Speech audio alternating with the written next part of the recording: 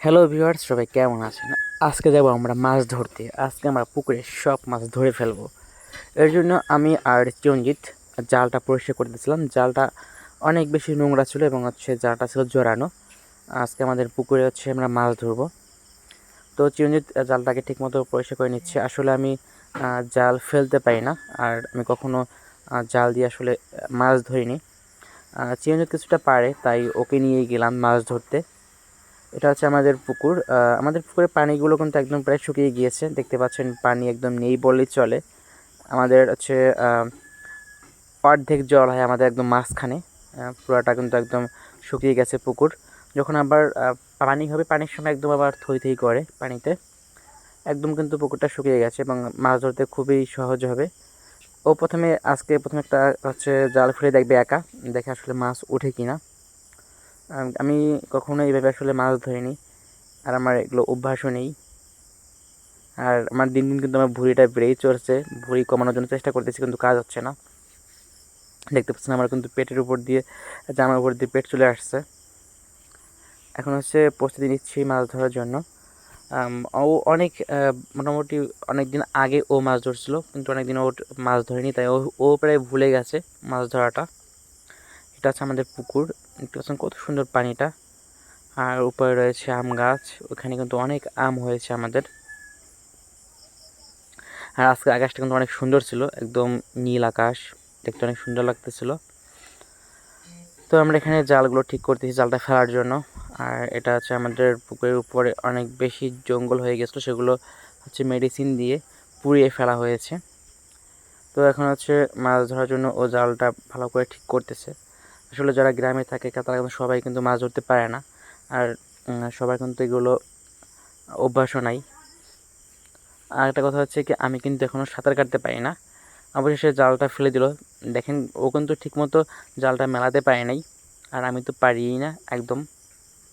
দেখি কি মাছ ওঠে। মনে হয় না যে মাছ একটা উঠবে। আমি তো ভাবছিলাম যে প্রথমে একটা মাছ উঠবে না, তাই হয়েছে।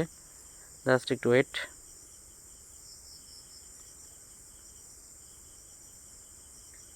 আসলে মাছ ধরা একটা কিন্তু আর্ট।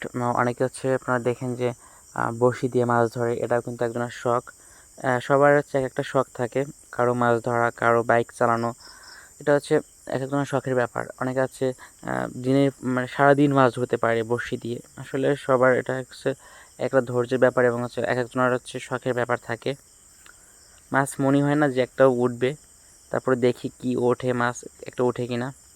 আর এপাশে বারুল আম মাখা নিয়ে আসছে। ওহ শিট, একটা মাছও ওঠে নাই।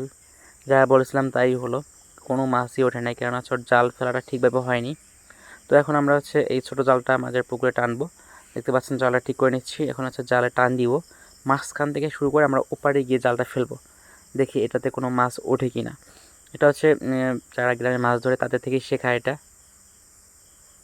এইভাবে কিন্তু যারা জাল খেয়াতে না পারে বা যারা জাল না ফেলতে পারে, তারা কিন্তু এইভাবে মাছ ধরে থাকে। দেখি এইভাবে কোনো মাছ ওঠে কি না।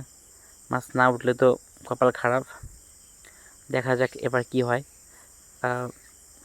একদম দেখতে পাচ্ছেন পানি কিন্তু খুবই কম, যেহেতু এখন আপনার বর্ষাকাল আসে না এখনও, এই কারণে পানিটা খুবই কম। দেখতে পাচ্ছেন আমরা কিন্তু জাল নিয়ে আস্তে আস্তে আমাদের এপারের দিকে আসতেছি।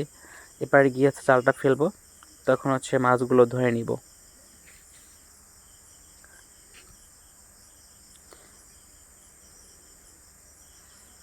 অপর্ণাকে বলেছিলাম ফোন দিয়ে ভিডিও করার জন্য। ও ওপার থেকে ভিডিও করেছে, তাই পুরোপুরি একদম ক্লিয়ারলিভাবে আসেনি আমাদের ভিডিওগুলো। দেখতেই পাচ্ছেন অস্থির লাগতেছে কিন্তু।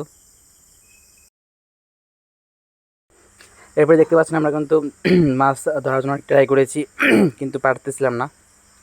আর এটা আমাদের একটা বক্স। শুনেছি যে এই মাছ নাকি চিপাই চিপাই থাকে, তো আমি এই চিপা চাপা দিয়ে মাছগুলো খুঁজতেছিলাম, কিন্তু কোনো মাছই পাই নাই। অবশেষে চিরঞ্জিত জালটা টেনে উপরে উঠাচ্ছিল। এবার মনে হয় কিছু একটা মাছ উঠবে ভাবে মনে হচ্ছিল। না, এবারও একদম পুরোই ফাঁকা। না না না, এবার উঠেছে মাছ। দেখতে পাচ্ছেন একটা মিনাল কাপ উঠছে। মাছটা মোটামুটি ছিল, একবারের জন্য খাওয়া হয়ে গেছে। দেখতে পাচ্ছেন মাছটা কিন্তু ভালোই বড় ছিল। তো ভিউয়ার্স, আজকের ভিডিও এই পর্যন্ত, দেখা হয় পরবর্তী কোনো ভিডিওতে। ধন্যবাদ সবাই।